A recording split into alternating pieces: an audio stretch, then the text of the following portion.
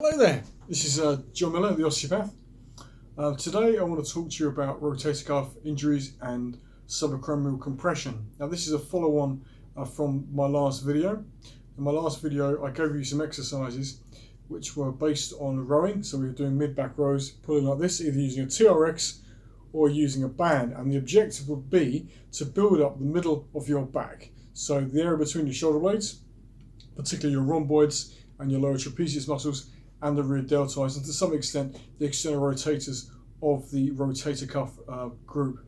Now I have found that some of my clients are still struggling with some of those exercises, and what often happens is when you're doing a row, whatever you're doing, sometimes the trapezius just keep kicking in all the time. They just want to do this. So even when you're rowing, this happens and you're getting this movement. So what I want to try to do is isolate the movements a little bit more and take out that trapezius. And one of the best ways to do that is by doing it as a single arm motion, and we're also changing the angle at which we're pulling. So what I've done is I've got a band here and I've put it up against the wall.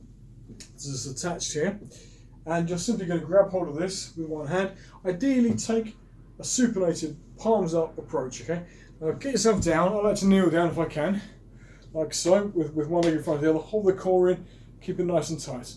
Now think about the shoulders, get this packed up properly first. So squeeze your shoulder blades together and down and back so you can feel this coming back and round, okay? And what you're going to do is you're going to roll down this way. So simply squeezing the shoulder blade towards the other one, like so.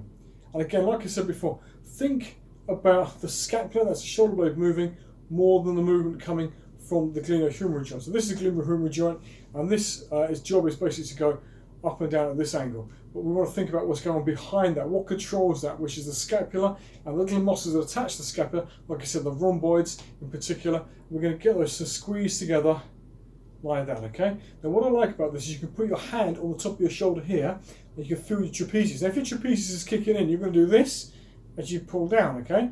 We want to avoid that, so put your hand here, so you're making sure it stays tight and down, and squeeze and pull down, so as if you're drawing that elbow towards your lower back.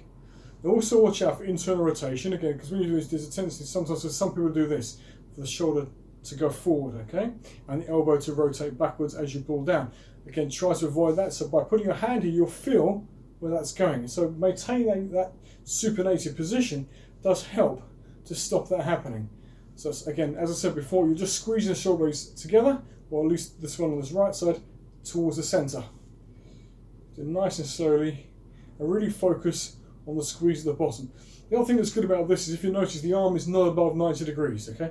Now in a rotator cuff injury, what we often find is there's once the arm goes above about 90 degrees, you can get a compression of the subacromial space and then give you pain. And because the arm is beneath this point, we're not really getting any compression here at all. So it's a relatively pain-free exercise. But anyway, do this. It's a really good way to start off your shoulder exercises or your back exercises. It just kind of switches those rhomboids on properly, gets them engaged, so that when you then go through those other exercises, you can really feel it and put the focus where it needs to be, which is on the back muscles and away from the trapezius at the top.